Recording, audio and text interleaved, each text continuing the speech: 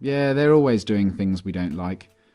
They use taxpayers' money to enrich themselves and their friends, and they never keep their promises to voters. They've been caught stealing and lying and taking bribes, and they mostly do what the big corporations want. Yeah, they're always doing stuff like that. They're completely corrupt. They're a bunch of lying crooks. Well, at the moment we don't have a court of law. We have a color of law, which is fiction. UCC is a set of codes that was set up over 100 years ago by lawyers. And with the Uniform Commercial Code comes contract law.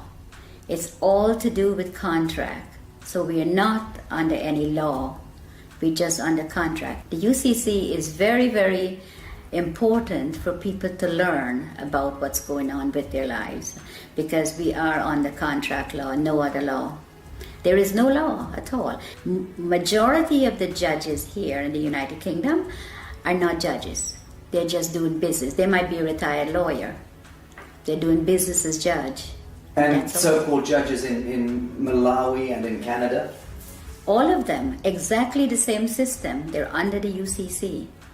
When you buy a car, you are invited to defraud yourself by then handing it over to the Crown of the State, unwittingly. Yes, because it's fraud, and they're committing this fraud, and they're not letting you know what they're doing. They make millions, hundreds of millions. The highway belongs to us. This says you have to pay to drive on the road. You don't. The DVLA is just a corporation set up by the Crown. All these corporations are set up by the Crown. The only reason to have a license when you drive a car is if you're doing taxi service or doing it for business. But if you're driving for your personal use, going to work, going to the market, take your family out, going on vacation, that you don't require a license. There is no law that requires No. you. You can move about the surface of the earth unmolested. Yes. That's law. That is the law. Yes, that is the law. But that's not what they're But telling these you. fictions, these costumes, these people wielding batons and guns and tasers, they've somehow been given license by the government to apprehend you, arbitrarily stop and search you, terrorize you, rip you out of your vehicle. Who gave the traffic enforcement officers the right to stop and apprehend people going about their God-given business? Corporate police. If you call a police officer and you know whose side they're on, if you call a police officer and the bailiff is at your door, they will tell you they cannot come because it's a civil matter. But if the bailiff calls them, they will come. That means that they're not working for you, period. They're working for the parent corporation. They're working for the corporation, yes. They're corporate police. How many of the police do you think know this and understand this distinction? I think 90%. Do you really? I do. I do. In the United States and in... And here, yes. Yes, 90% of the police know they're corporate police. The court systems, the justice system, the policing system, all of these systems are designed to commercialize human beings, harvest them monetarily. Yes. Right. The average human being would, if they understood this, would utterly reject this system. Of course. If they understood it. Of course. But of course most people are completely indentured to it, yes. are mind controlled, Yes. reading the newspapers, watching the television, and repeating verbatim the bullshit that's taught to them. Yes. So, when this Prime Minister said she's going to give 300 billion to the common market, where do you think she's getting the money? Not from your wages that you pay taxes on. That's a different set of money. She gets it from your trust fund, from your birth certificate. That's where they get the money to build the roads and do everything you could think of. what do you think it would be the median value of the average 50-year-old by the time they turn 50 in the United States? What is being traded? I would say, in their name? I would say maybe $1 billion, over $1 billion. Right. We have gold. For every pound that if you weigh 8 pounds at birth, you have 8 pounds of gold set aside for you. Assigned to you by whom? By the Crown. In England? Yes. And in the United States? Yes. By the Treasury? Yes. And because the United States is owned by the Crown. I think if people get to know and they come together, it doesn't take hundreds of millions. 1 million sovereigns get together can make a hell of a lot of difference, because the word spreads from one to the other. And once people get to know that this is what is being done to them, it's going to be like wildfire. Once people get to know the law, what they're under, and what they're doing to them, and how they're making... You see, they make things to distract you, like the news and all this fake, all this stuff, television, and this is what they do. So once people can get together, if 100 people go to the bank and all keep taking out £100, before the end of the day, the bank will close. It's very simple if people get to understand what's going on. And it would be good for them to know, because we need to stop this. We need to stop what they're doing to people, hurting people for no reason, put people in poverty. And by they, we're talking about the parent corporation. The parent corporation, The yes. banks and governments and justice systems all working to penalize and harvest humanity. Yeah, they're in bed together, everybody. They said, if they send you to the Citizens Advice Bureau, don't even bother to go, because they're working too with them. Everybody they have in their pocket.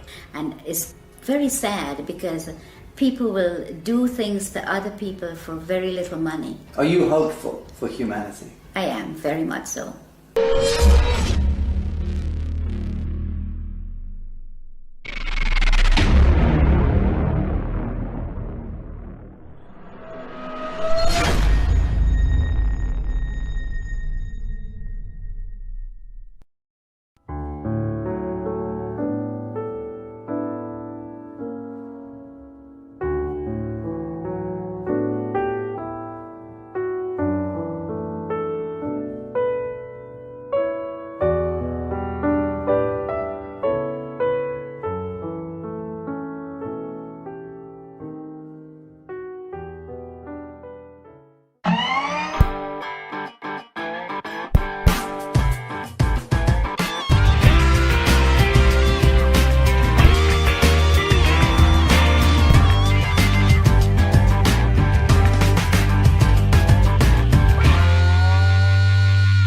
Bibi, talk to us about the strawman. What exactly is the strawman?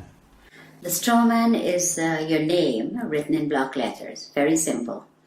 It was done at birth. What the government did, or the corporations now, not government, what they did is they took your birth certificate and made a second birth certificate with a trust, a Sisti QV trust.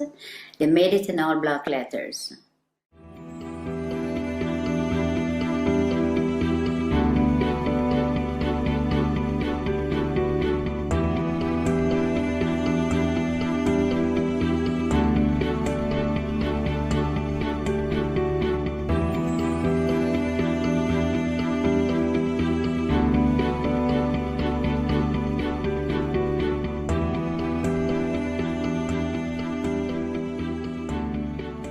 And for them to interact with you, they have to interact with you as a fiction, because they're all corporations. Corporation cannot interact with real people.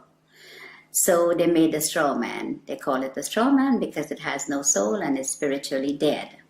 So let's break this down. You're born in the hospital room. A certificate of live birth is issued. What happens is that she has to register the child's birth. She has to go to the registration office and register. If she does not register, she will be taken to court, according to what the law is saying. They take the birth certificate that she registered as an informant, informing then that she has the child, and they made a duplicate in all block letters. She didn't, they did. So they've turned the living child now into a trust, fiction. into a fiction. Trust, yes. Which has a certain value allocated to it. Value, yes. Millions of dollars or pounds. And that trust, let's call it a bond, It is. because that effectively becomes traded thereafter. Yes, it becomes warehouse bond for money. So every human being that has been registered to the state or the crown by the mother ends up becoming some kind of a bond that is traded on the stock market. Yes. Without you ever knowing it. Yes, without disclosing. And this is happening since the early 1900s. What they've done is really fraud, because they're fraudulently taking your child's birth certificate and make it into a dead entity. The dead entity birth certificate is making billions of pounds or dollars, depends on which country you're in. So your straw man is considered a dead entity, and the corporation can interact with it. If you have to go to court, it's not going to be in your real name because they don't have it. All they have is the dead entity, and they interact with that.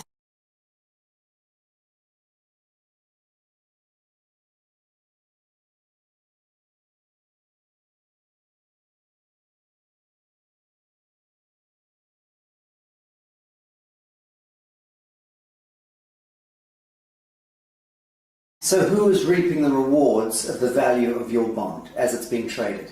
I would say the Federal Reserve, which belongs to the royal family, and the HMRC, IRS, these are the people where your money goes once you are registered. The mother register you, that's where the money goes, to them. Okay, let's talk about the difference between your signature and your autograph. Okay, a signature is under the UCC, which is the fiction, the straw man. Your autograph is the real person. So if you go up to a movie star and says, "Can I have your autograph?" You never say, "Can I have your signature?" It's always autograph because you have flesh and blood. Signature is what you're signing every time they can go into your account and take money. And every time you do sign a piece of paper, you can bet that that signature of yours is being monetized, securitized. It is. By the banks, by everybody that you, wherever you sign, credit cards, everything that you sign, they're getting funds off your trust fund from that birth certificate. Okay, so fees and all sorts of things, and invisible costs are being discharged against your birth bond in that sense? Yes. Without you ever knowing about it? Without you ever knowing about it, yes. It was never disclosed to you. All the stuff was done without disclosing, and it's deception, it's fraud, and it's happening every day to everyone that's outside the inner circle. Okay, let's talk about the court system, because invariably your signatures lead you into a courtroom at some point, you know, whether it's for, and under the aegis of the court system, whether it's a marriage, a birth, a death, a registration of land, whatever. So we understand a little about the distinction between the signature and the autograph. What exactly is a court of law? Well, at the moment we don't have a court of law. We have a color of law, which is fiction. So when you go into a court system here or America, you walk into a system where there is no law. So it is lawless. So when you go in there and you speak to somebody doing business as a judge, there is no judge. You could ask the judge to see his oath. He doesn't have one. He's a cashier. Yeah, he's a banker. A banker. Yes. So when you sign any papers in the court, that's when he gets paid out of your 60 QV trust on your birth certificate. That's where he gets the money. If you go into the court, you still lose because it is not a court of law for you. In a situation like that, when should you use your signature and sign something, and when shouldn't you? There is a special way of, under the UCC, we go back to that, there's a special way of signing without responsibility for your signature. So that if you sign in the special way according to the UCC, you're not responsible for anything that's on the paper. Okay. Now, for the layman, describe UCC. What are we talking about? Okay. What is the UCC? The UCC is a set of codes that was set up over 100 years ago by lawyers. And with the Uniform Commercial Code comes contract law. It's all to do with contract. So we are not under any law. We're just under contract. Someone could call you up and says, "Oh, would you like to contract with me to get TV license or to get something that you need, and you contract. Telephone, everything is contract, everything. And under the UCC, you do not have to sign. A stamped signature or a typed up signature is considered sign under the UCC. So when you get a letter in the mail and it has no signature, or you just have a stamped signature, then it is considered sign. The UCC is very, very important for people to learn about what's going on with their lives, because we are under contract law, no other law. There is no law at all. In America, the court system is operated under military. When you walk into a courtroom, I don't care which courtroom, if it's a higher court or a lower court, they're under the military. Now you walk in there and you're not a military member, and you're not told that you've been tried under the military. If you mention the Constitution, the judge says it does not apply in my courtroom. But you don't know what he's saying, because you don't know what they're doing to you when you're there. And all of that language is designed to confuse the hell out of you. Yes, it's designed under the UCC, and they know.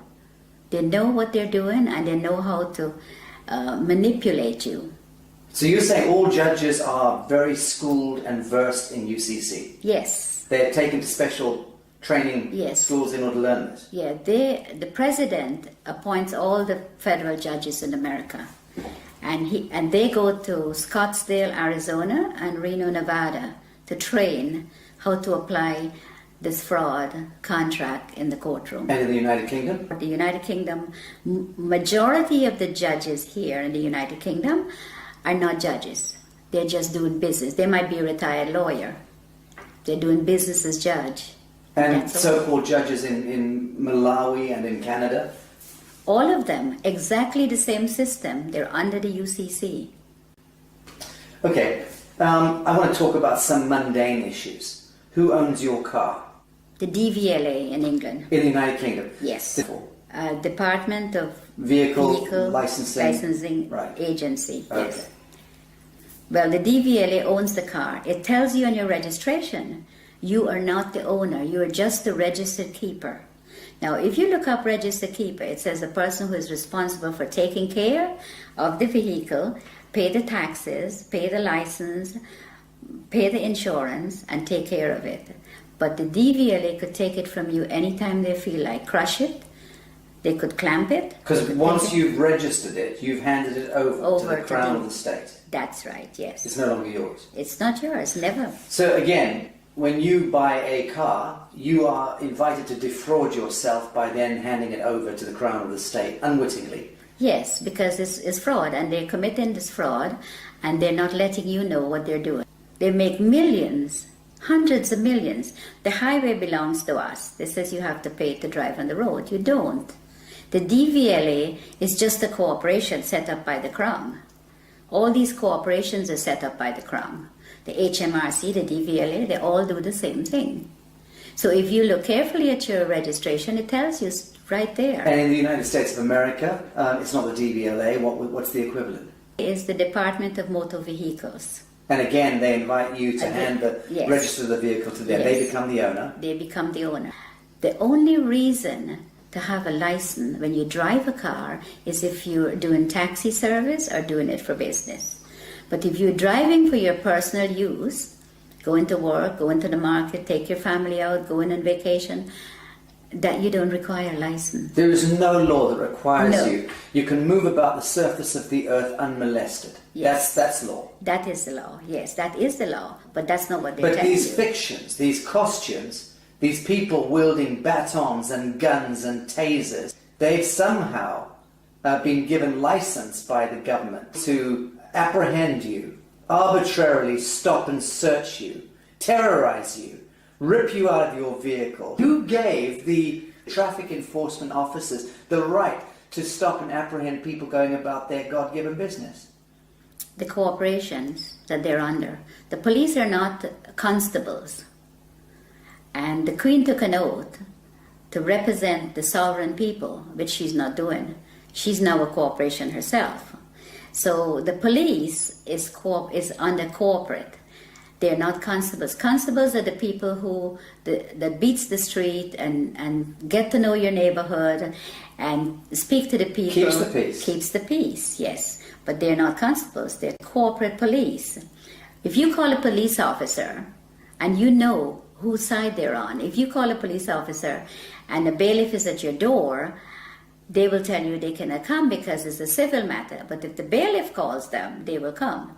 That means that they're not working for you, period. They're working for the parent corporation. They're working for the corporation, yes. They're corporate police.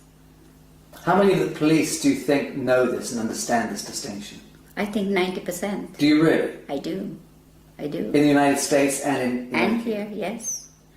Yes, 90% of the police know they're corporate police. But surely then they understand that they are in serious breach of their foundational oath. And they should thereby surely understand that the Queen of England is in serious breach of her coronation oath, which requires her to intervene if her parliament or government is conducting any cruel and unusual punishments against the people. And it's my understanding that being stopped going about your business in the street and dragged out of your vehicle and beaten with a baton for whatever reason, that to me by definition is cruel and unusual punishment. Okay, but they're given that permission to do that by the corporation they're in. They are given. If they were not given that permission, they could not have done that. They could not drag you out of your car or molest you or take you to the station for no reason. But it's not a law that gives them the right. It's a statute. It's a technocratic words on paper, statutes that have allowed them contractually to go ahead and beat the citizenry, right? Okay, yes. But it's not lawful. No, it's not. It's entirely not. unlawful. It's legal and it's fraud. Fraudulent activities, and they're being backed up by their corporate headquarters. So you cannot win because there's always somebody there to protect them, and they know that. So let's drill down into this.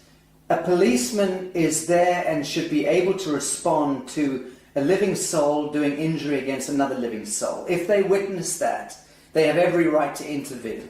In the same way that you and I can conduct a citizen's arrest. If we see that somebody's being harmed, we should step in and try to intervene. But that's really as far as it goes. They have no business trying to commercialize human beings and penalize us for walking across streets or for not stopping at an amber light or whatever. All of that stuff is just nonsense, dreamt up by the corporation. It is. Right. Yes, it is. It's all fraud. Everything they do. And that's why they're giving the opportunity to do this to the sovereign people. Because the sovereign people are ignorant of the Uniform Commercial Code and contract law and how these people operate. They go into the court and they do the same thing. You tell them, don't go. Even if you don't go into the court, they still fine you for the same thing as if you go into the court. But if you go into the court and the police takes you there, then you never win unless you know the law. And they know that you do not know the contract law and that you're under contract and you're walking into a trap. You go in there and the police or whoever is going in there with you, it's always they're the ones who win. You never win. Let's, for instance, say you're driving down the street, you have not hurt anyone, and you got stopped by the police. And the police breathalyze you and says, I have to take you in or I have to fine you.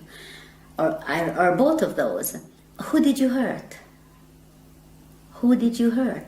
Who are you going to be paying this money to?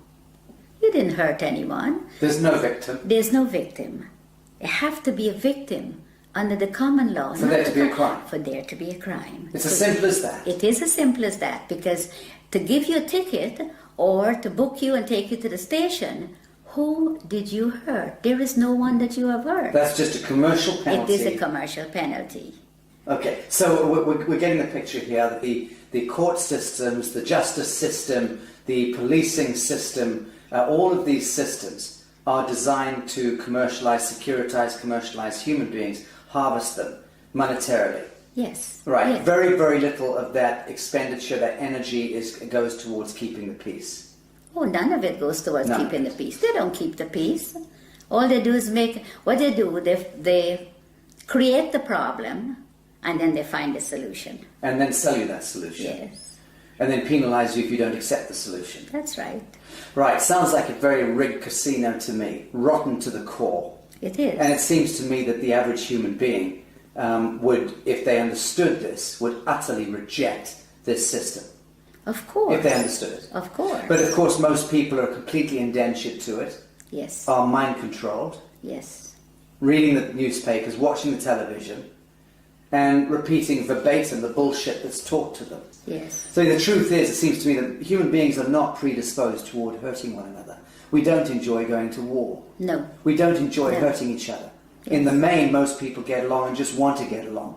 Of course. But the systems conspire Yes. with a model of scarcity economics and Yes. drive war and disease and poverty. Of course. That's the only way they can make money. When this Prime Minister said she's going to give 300 billion to the common market, where do you think she's getting the money? Not from your wages that you pay taxes on. That's a different set of money. She gets it from your trust fund, from your birth certificate. That's where they get the money to build the roads and do everything you could think of. So they're discharging billions and billions and billions of dollars against our birth bonds without Yes. ever disclosing that to her, Of course. without there ever being an audit or any accounting for it. Of course, because nobody's asking. Right. And even if you do ask, they give you a hard time to tell you about it.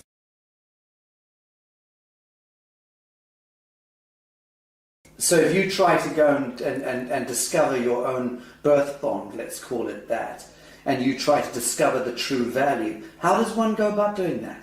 You apply to the Federal Reserve for it. There's forms that you can fill in, and you can, once you find the bonds and the serial numbers, you can get it from the Federal Reserve because they have it. And you can then discover the value of your bond? Of course. And the average, let's say, 50-year-old in the United States would be worth what? A 50-year-old in the United States, it could be worth hundreds of millions.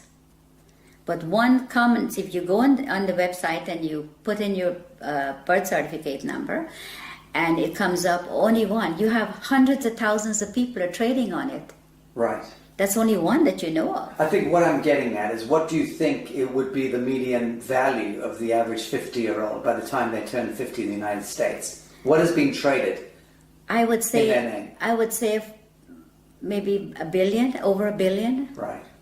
has been traded. Okay. Because when I checked, on one of my numbers is over 283,000 people are trading on it. Can you imagine how much money that is?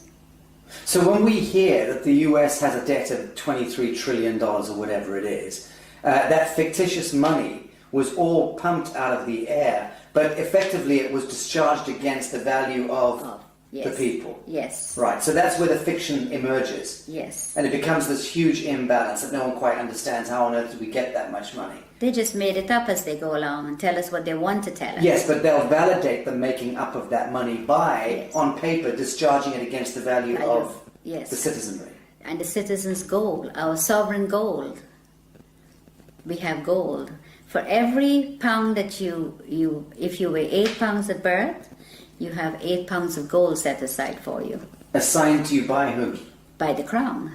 In England? Yes. And in the United States? Yes. By the Treasury? Yes. And Because the United States is owned by the Crown. let's okay. So let's say there's 200 odd nations of the world. There's hundreds and hundreds of small island states, but there's about 200 nation states, big nation states. They are all of them a franchise of the Anglo-American Corporation. Yes. Let's call it that. Yes. And that the Anglo-American Corporation is an extension of the British Crown. Crown, yes. And the British Crown is collateralized by what, or backed by what? Gold. And by the people. The hundreds of millions of people. The British Empire has just went on the ground. It's still there. Controls the Bank of International Yes, Settlements, yes. controls all the reserve banks around Yes, the world and yes, so on. Right? yes. Correct. So at what point do you believe the world sees through this grotesque fiction and then addresses the source code and then writes it? I think if people get to know what the UCC and the contract law does, and your strawman is your main problem. Once you can control your strawman, and it is yours and not theirs anymore, then you're in the right path. This is beautiful what you just said. You're talking about reclaiming the fiction that was established, the false light. Yes. Reclaiming the false light that was established in your name, given your identity, so to speak, at birth, without your knowledge. You're talking about us needing to reclaim that false light and step into ourselves, our true selves, as a people of the world, in order to reclaim reality from the fiction. Yes. That's powerful. Yes, it is. And that's what I think everyone needs to do. All the sovereign people that's in poverty and whatever they put us in, that's what we need to do. We need to reclaim that, what they are making money on. That is ours. Then you wouldn't have wars, you wouldn't have people fighting for money, you wouldn't have poor people. Everybody will be okay. Everybody. But they do not want you to. If you do that, that will break down their system, and they do not want that. So once you know, you need to get into it, and you need to start reclaiming your straw man. It is yours. Now, Bibi, you learnt all of this the hard way. You were sitting in your office in the United States running a very successful real estate business a number of years ago. Very successful, selling 20 to 30 properties every month. Yes. You had a lot of your own properties, you were living there with your family. Yes. Life was good. Yes. And into your office walked a corrupt policeman and an IRS agent. Yes. And these gentlemen effectively put you on the spot, told you that there was one of your clients that you were selling a house to was a drug dealer. Yes. And which you had no idea. Yes. How would you know?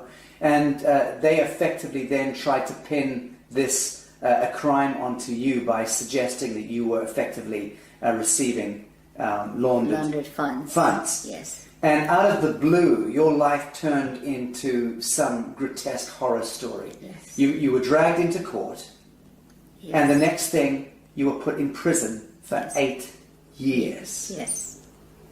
Your life destroyed. Yes. And that was where you learnt law. Tell us about this. Well, when I went to trial, and I thought, well, how could they do this? I have shown for 10 years my bank statements, so they see that I had no money was laundered by me. The gentleman I sold the property to brought $5,000 of his own money, and he got a loan from the bank for the difference. And the bank loan officer testified at my trial, but I ended up in prison. And I wondered how they did it. I thought, well, there has to be something that I've missed. I saw in the courtroom, what was displayed, it was all acting. Like everybody, like we were in a theater, and they were acting, and I was a victim. Role playing. Yes, the lawyers, the prosecutor, they were all. My lawyer guaranteed my freedom, and I got sentenced to 8 years. Now, when I got locked up, my main aim was to find out how I end up there. Without doing, and I had over $1 million of real estate paid for, money in the bank. My children finished university. We were in a very comfortable, very hard-working family, very comfortable position. And I thought, no, it has to be something wrong, something they did that I couldn't see. And for every single day, for 7 years, I learned every single day. Christmas, birthdays, every day. You studied? I studied. You studied law? Yes. And you understand that you came to understand the highest expression of law, this UCC law. Yes. And what they're doing and how they could get you in there and how they could lie, how they commit fraud. And they all thought they were all laughing when I was found guilty, like, well, they get paid, you see. I didn't, lots of money. I didn't know at the time. And these people, I was in the prison, and there were hundreds of women that were there that was in the same position as I was. They were tricked into the system. Yes, they didn't do anything. And then once they're in prison, they're having a prison bond issued. Oh, yes. And then their prison bond is traded on the stock market, Yes. making huge amounts of money. With their numbers, yeah. And they're relegated to becoming slave workers. Yes. And no one's told this. No, they get 12 cents per day. The food that was served in the kitchen was from the Gulf War. Cans of meat and all kinds of stuff. And they said the prison is not making any money, and they're telling the people out there that the prisons are losing money, and all these drug dealers and all these people coming into prison, and we don't have enough money. That's a lie. They're making thousands of dollars a day per prisoner. I know it's at least $3,000 a day. Yes. Per prisoner. But they invest into the prison system, into Unicorn. Prisons for profit. Prisons for profit. Disgusting. And they invest in the prisons, and they make hundreds of billions of dollars. And the prisoners get 12 cents a day, and the food that they feed the prisoners... Not fit for dogs. No, it comes from the farms, and they get tax write-off on it. The chicken may be 2-3 months old, and all kinds of stuff. They serve horse meat for beef. Well, you're about to launch an online workshop and tutorials through the NewEarth University, teaching UCC and explaining to people from around the world how they can navigate their situation, whatever their situation may be, because all of us are facing penalties and cruel and unusual punishments. Yeah. But let's discuss something as mundane as a parking ticket, okay? Something everybody understands. What are the do's and don'ts? You've just gone back to your vehicle and there's a parking ticket on it. It's parking tickets are a contract. You do not have a contract with your council. They put a ticket on there. There's no contract, so you don't have to pay that ticket. So what are your steps? You send the ticket back to them. No contract. And you tell them no contract. They have to produce a contract where you sign to say that if you park somewhere that you're not supposed to, you will have to pay the ticket. I remember someone showing me a ticket not so long ago, and the ticket had a CEO, it says CEO on the ticket, and a signature. CEO? Yes. Chief Executive Officer? Yes. So I sent the ticket back to the CEO, and I asked him when was he there at 8 o'clock at night putting tickets on the cars. It just goes to show that people do not look at their tickets either, because they don't know. And it's very sad, because a parking ticket, why should you have to pay for parking when you own the roads? We own it. We own everything. So you've sent your parking ticket back with no contract on it. What are the next steps that they'd like you to take? They would write to you and said you have to pay. If you pay within a certain time, it's only half. You have to pay half of the fine. What's your response? My response is I don't have to pay any, because I don't have a contract with you. So again, you ask them, show me the contract. Yeah. I send them a letter, and I ask them, I said, okay, the person that you addressed in this letter is spiritually dead and have no soul, which is your strawman. The strawman. Yes. And I said that I had not given you permission to use it to make money, and there's a fine behind this of £250,000 every time you use it. They refused to answer, so I sent them, the following letter was a default letter. I says, you're now in default for not responding, because that's what they're going to do to you. So you played law against them? Yes. Good. Yes. So when I sent them that, 5 days later, I received a letter stating that the account is closed and I do not owe. Very good. Thank you for that. Well, that's rather straightforward. Let's discuss mortgages, because this is the bane of most people's existence, is needing to secure their home. Everyone has the right to a home in this world. And mortgages, I mean, what's the etymology of mortgage in the first instance? Death grip, isn't it? Yes, it is. It is. Mortgage means death grip in French. Well, the mortgage is what they do is just a front. Because the minute you miss a payment, when you get a mortgage from the bank, is they're after you. The first time you miss a payment, it goes straight into the insurance company that the mortgage company have. And they want you to miss a payment. And they want you to miss a payment because they don't lend you money. But let's go back. Your house is, let's say, worth $100,000. Now, when you apply for a mortgage, they don't have the $100,000. But you come along with your block black capital signature, you sign the application, they then monetize your signature by having $100,000 worth of your value discharged against your treasury bond. Yes. That money they then lend to you, and they double dip because they then get you to pay that money back plus interest. What they do is they don't lend you that. They don't lend you anything. You fill up your papers and you sign. The signature is what they want.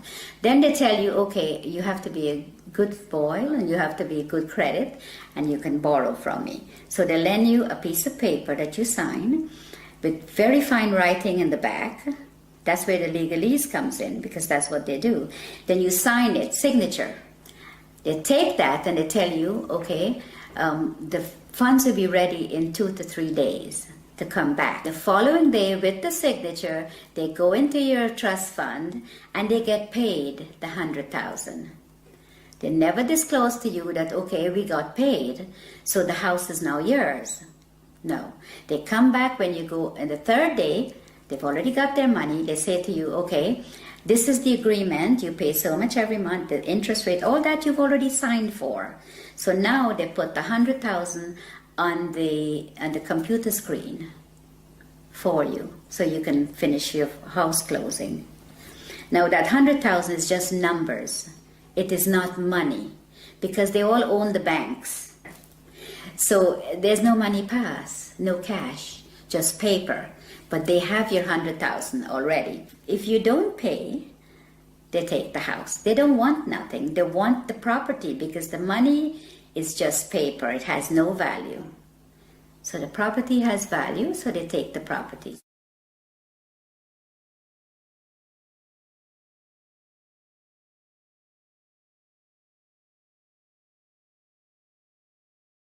So let's talk about allodium title. What is allodium title? Why is it so important? Okay, allodium title is important because you do not own the land. They tell you it's freehold, but it's not freehold. The land is owned by the Crown. All the land in England. I'm a farmer in Minnesota, and you're saying that my land is owned by the Queen. Yes. I'm a farmer in Mozambique. Your land is owned by the Queen. The Queen of England. The Queen of England. She owns all the land. So what happens is you own that piece of brick that's sitting on it, that they call freehold or your house. You own that. You don't own the land. So the land, the allodium title, is to own your land.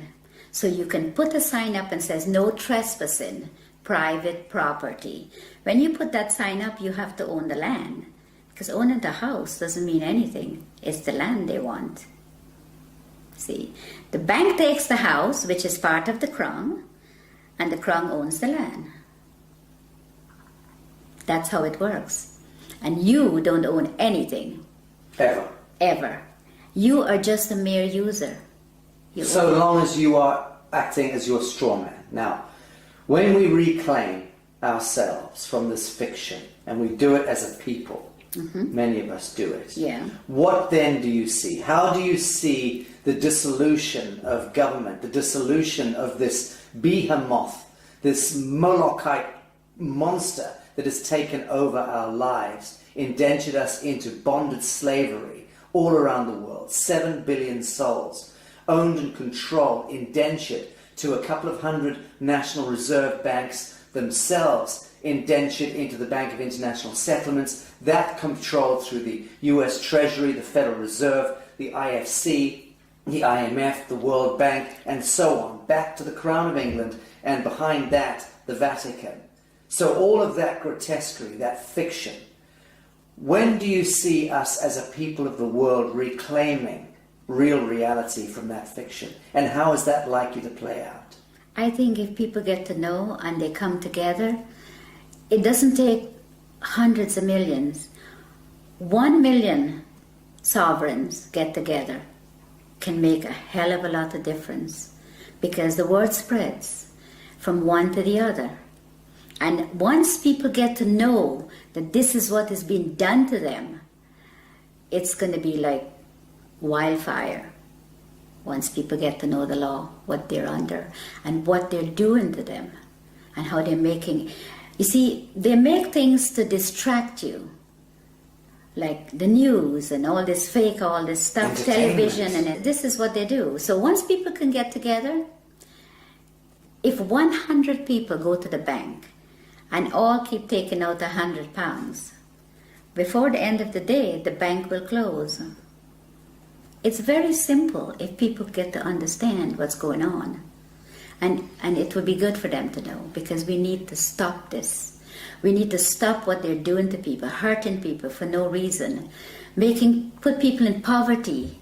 And by they, we're talking about the parent corporation. The parent corporation, The yes. banks and governments and justice systems all working to penalize and harvest humanity. Yeah, they're in bed together, everybody. They said, if they send you to the Citizens Advice Bureau, don't even bother to go, because they're working too with them. Everybody they have in their pocket. And it's very sad, because people will do things to other people for very little money. Are you hopeful for humanity? I am, very much so. Bibi Bacchus, thank you. Thank I love you, I do love you.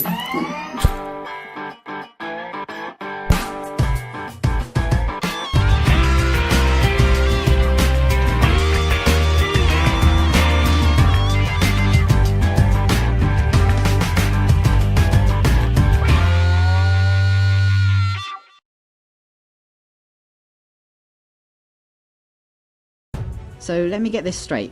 A long time ago, a small bunch of regular humans had a meeting and created a document called a constitution that said that they can rob everyone else, millions of people, using threats of violence to make everyone obey their rules and commands. But so that the masses of the people would let them get away with this robbery and slavery, that small bunch also promised in the same document that there were some things the government would never do, and they described a way to structure government so as to restrain it. But over time, the promises have proven to be worthless, the restraints have proven to be useless, and government has grown significantly in size, power and scope, violating more and more of the rights of the people. It sounds to me that if the Constitution was written to constrain government, then it's been a complete failure.